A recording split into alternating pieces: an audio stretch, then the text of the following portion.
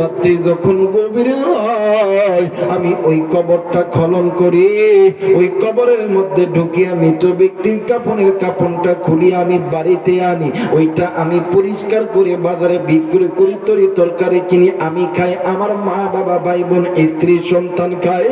আল্লাহর নবী ডাক দিয়ে কই, ওমর মানুষ কি এত খারাপ হইতে পারে? আল্লাহর নবী ডাক দিয়ে কই, ওমর মানুষ কি এত খারাপ হইতে পারে? যুবক ডাক দিয়ে কই, নবী গো এইটা তো আমার দৈনন্দিনের গুনাহের পর, কিন্তু নবী গো আমি এর চেয়ে বড় গুনাহ করে ফেলছি গো নবীজি। আল্লাহর নবী ডাক দিয়ে কই, যাবি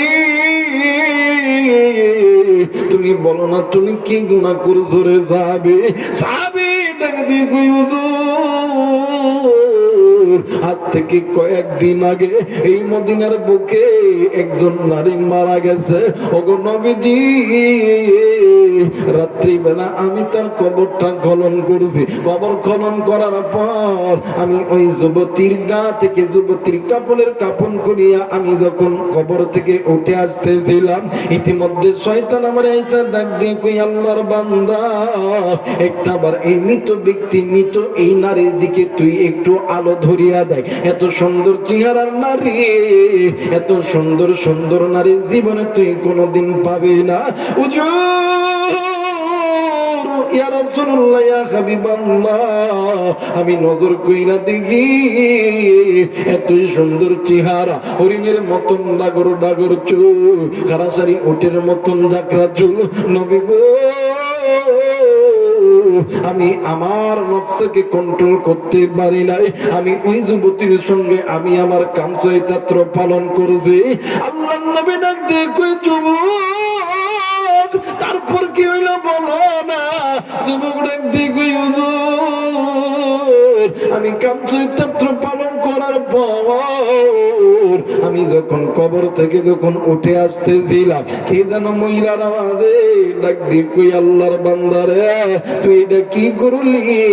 আসরের ময়দানে আমি আল্লাহ, আমি বান্দারে আল্লাহর সঙ্গে নাপাক অবস্থায় ওঠার ব্যবস্থা তুই কেন করলি? ওগো হুজুর আমি যখন আবার সামনের দিকে এক ধাপ দিছি গো নবীজি, নবী গো আবার পিছন দিক থেকে আওয়াজ দিয়ে কে যেন ডাক দিয়ে কই, আল্লাহর বান্দারে তুই এটা কি করলি? হাসরের ময়দানে আল্লাহর আদালতে আমারে উলঙ্গ হয়ে ওঠার ব্যবস্থা তুই কেন করলি? আরে কুড়িগ্রামের বাবাজিরা, কুড়িদার টুকরা বাবারা, কুড়িদার টুকরা মারা, এই দুনিয়া থাকার জায়গা নয়, কেউ এই দুনিয়ায় চিরদিন থাকবো না। এই দুনিয়ার জমিনে আপনার আমার মা ছিল নাই, আপনার আমার বাবা ছিল নাই, আপনার আমার বন্ধু বান্ধব ছিল না। এই দুনিয়া ছেড়ে আপনাকেও যেতে হবে, আমাকেও যেতে হবে। আল্লাহ বলেন, কুল্লু নাফসিন যায়িকাতুল মাউত, মৃত্যুর স্বাদ একদিন না একদিন সকলকেই ভোগ করতে হবে। কিন্তু ওই কবরে যাওয়ার আগে নিজে গুনাহ থেকে বাঁচো। যুবক তুমি জানো না আজকে তোমার মা দুনিয়াতে নেই, তোমার বাবা দুনিয়াতে নেই, ওই কবরের ভিতর থেকে তোমার আমার মা। আমি আলেমের আওয়াজ শুনিয়ে ডাক দিই কই, বেটা রে আজকে তুই আলেমের কথা শুনলে বেটা শোন, আলেমের হাতের সঙ্গে একটু দোয়া কররে বেটা। আরে বেটা তুই জানিস নি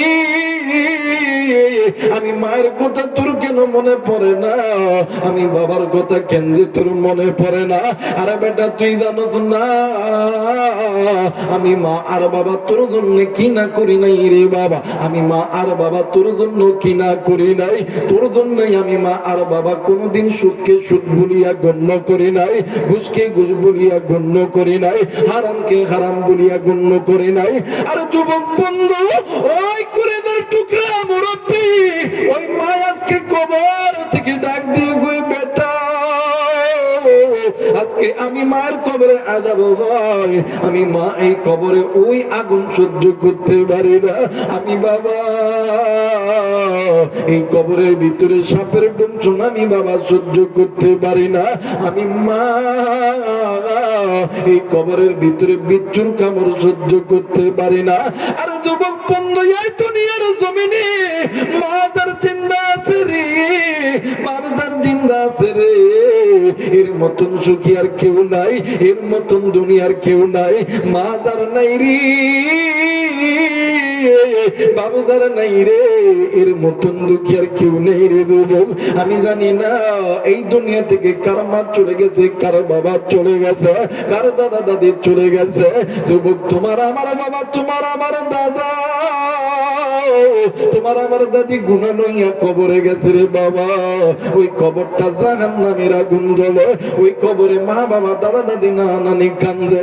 ওই মা বাবা দাদা দাদি নানা নানির জন্য কোন কোন নেককার সন্তান দোয়া কইরা বাড়িতে যাবা, দুই হাত উঁচু করিয়া আল্লাহরে দেখাও। আল্লাহ তুমি নজর কইরা দেখো, আল্লাহ তুমি এই নেককার সন্তানের হাতগুলোকে আল্লাহ তুমি কবুল করে নাও। জোরে জোরে বলেন আমিন, আরেকবার বলেন আমিন। মুসলমান বন্ধুরে, এই দুনিয়া থেকে তোমার আমার বাবা গুনাহ লইয়া গেছে খবর আমি জানি না, মা গুনাহ লইয়া গেছে খবর কিন্তু আপনি আমি জানি না। কিন্তু আপনি আমি সন্তান হইয়া ওই মায়ের দয়া কেন বুঝি না? একদিন তুমি আমিও ছোট্ট ছিলাম, ওই মা বাবা তোমার আমার জন্য কোনোদিন পিছু পা হই নাই, কিন্তু আজকে ওই মায়ের জন্য কেনই ভাই অন্তরে মায়া লাগে না? একটু মায়া কইরা ডাক দেন না, বলেন না আল্লাহ। আরেকবার বলেন আল্লাহ। মায়া কইরা ডাক দেন না, বলেন না আল্লাহ। এরা বন্ধু, আল্লাহ মা বাবার কবরে আযাব মাফ করে দিবে, ডাক দেন না, বলেন না আল্লাহ। আমার ভাইরা, আমার বন্ধুগণ, পিতা মাতার নেককার সন্তানদেরকে আল্লাহ কবুল করবে, নাফরমান সন্তানদেরকে আল্লাহ কবুল করবে। কারণ যারা পিতা মাতার নেককার সন্তান, এরা মা বাবারে ভালোবাসে। নাফরমান সন্তান কথা কয় বাসে, কথা বলেন বাসে।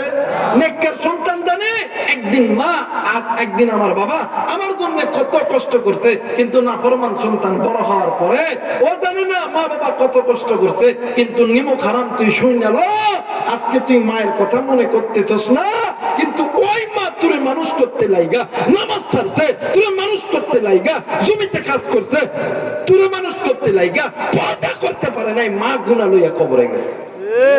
কথা বলেন ঠিক কিনা? এটা কিছু কিছু সন্তান বোঝে যারা পিতা মাতার নেককার। কথা বলে না কেন? আর নাফরমান বোঝে না, কারণ